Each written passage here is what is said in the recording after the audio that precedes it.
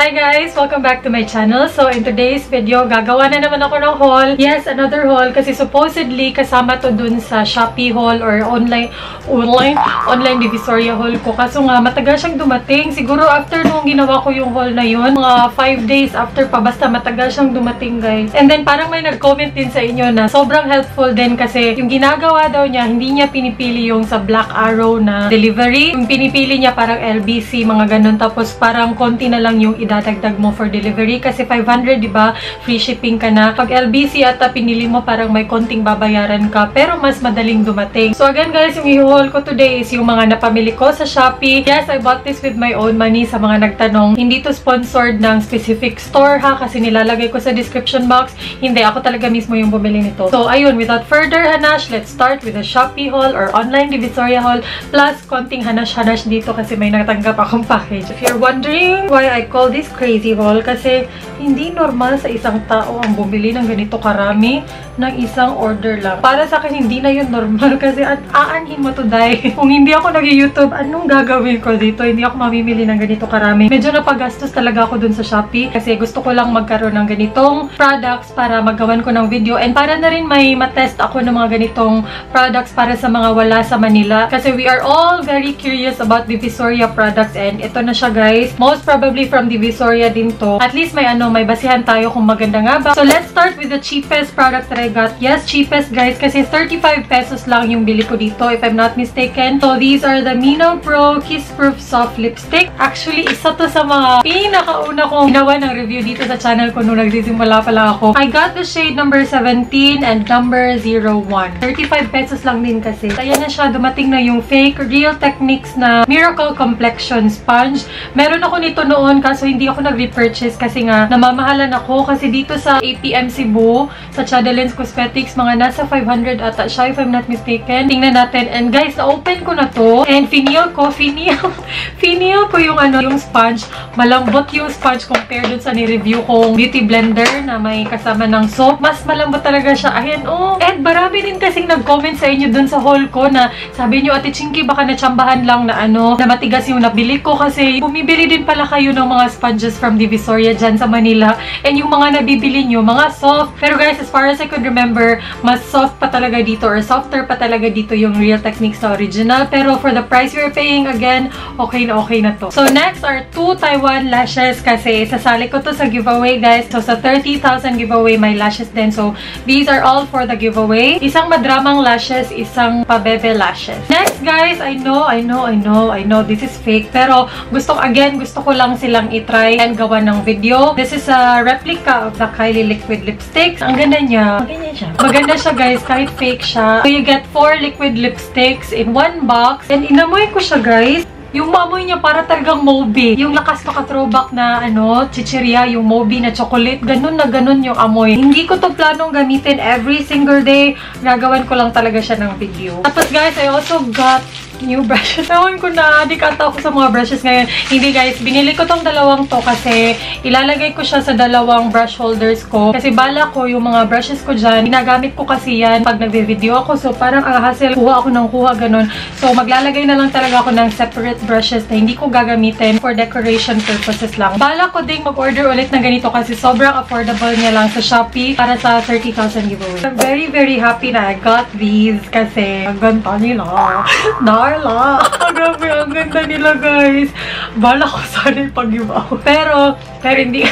Bala ko talaga sana guys magpag-giveaway ng ganito kasi akala ko hindi siya ganun ka-okay pagdating sa akin. Pero nung na-receive ko guys, ang ganda niya. Mas maganda to kaysa dun sa una kong pinakita. Promise. So guys, bibili na lang ako ulit ha. Siguro ito na lang malaki yung bibilin ko for the 30,000 giveaway kasi may na siya, may face brushes and then eye brushes. Magsimula tayo dito sa malaking bag. Again, this is the Zoeva Chuva XX set. 8 brushes in one set nitong Rose Gold Zoeva brush. And ayan siya, may face brushes ka na. Okay lang ba to sa inyo? I think yeah, mas okay to pag-giveaway. Yung bala ko talaga sa bag, gagawin ko siyang makeup bag. Pag nag-grocery ka lang, ganun.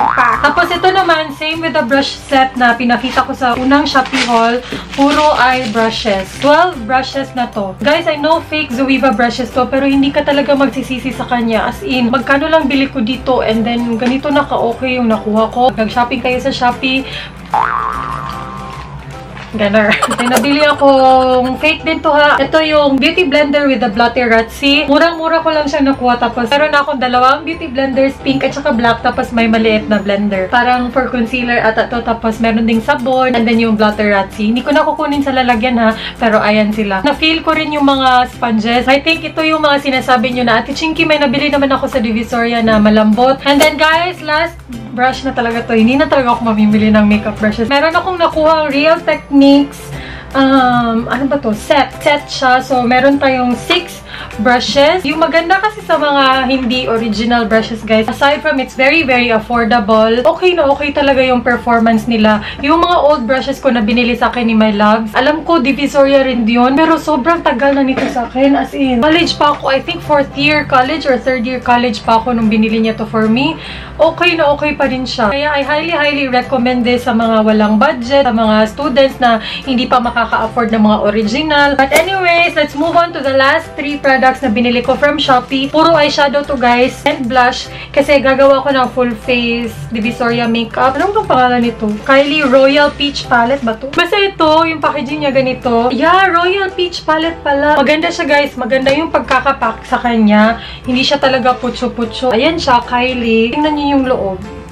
Oh, hindi ko pa nakikita yung original na Kylie, pero ito kasi medyo maano mo rin na fake siya kasi yung carton niya parang basta alam mo talaga, guys, lalo na if you look closely. Ite-test out na lang talaga natin yung eyeshadows mismo, tapos may kasama na siyang isang brush. Next, ito, guys, nakikita ko to sa mga international beauty gurus na sobrang mahal na palette. Natasha Denona, umaabot ng $10,000 ata, $200 ata sabi nila. Tingnan nyo, guys. Aakalain mo bang fake yan? Siguro kung ano ka talaga makeup professional, ma-distinguish mo talaga na fake siya. Pero para sa akin, okay na to. Ang ganda ng packaging niya. Bakit ba ako nakatagilin? Tignan nyo.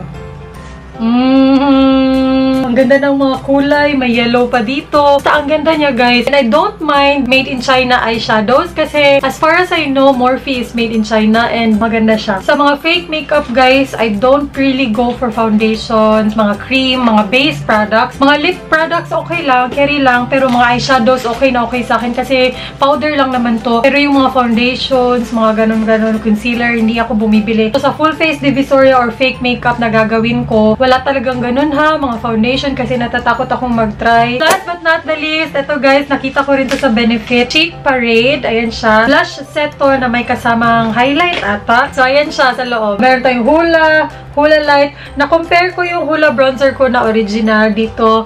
Malayo-layo talaga yung shade niya. Hindi ganito yung Hoola bronzer. California, Dandelion, Rockatour, tapos may kasama tayong blush brush. And guys, I don't mind using fake makeup na parang powder lang kasi tatanggalin ko lang din naman siya agad-agad. So, ayun, those are all the products that I got from Shopee.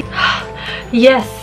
The damage has been done. Medyo marami-rami ako nabili doon, pero these are all for video purposes lang naman, guys, kaya okay lang sa akin. Let's move on to the last product na ipapakita ko sa inyo. Actually, hindi sana to kasama sa haul, pero na-receive ko siya kanina, kaya ipapakita ko na lang siya. Napakita ko to sa vlog. I got the brush set from Doe Color. I know we're not really familiar with the brand, pero papadala sila sa mga makeup vloggers para na rin to help na man-known yung brand nila. Matagal na to, guys. Siguro it took them a month to deliver this. I don't know, most of the products na pinapadala galing China, matagal talagang dumadating and then dumaan din siya ng post office. So, these are the things that I got from them. Ito yung brand nila, Doe Color. Website to, guys, doecolor.com. Ilalagay ko sa description box. So, ito talaga, pinapili nila ako ng brush set and ito yung pinili ko. Hindi ko naman in-expect na nakalagay pala talaga siya sa ganitong parang pang-professional. Kasi sa website, parang nakahiga lang yung mga makeup brushes. Hindi talaga ako nag-expect na ganito siya ka-professional. Pero may binigay din silang ganito, guys. Ito, kasama sa pinili ko. Isa lang kasi yung pinili ko. This is the Fantasy Set Doe Color Multifunction Contour and Highlight Blush. Ayan yung packaging niya. Na-open na to ni My Loves kanina. Mas excited pa siya sa akin. This is how the brush looks like.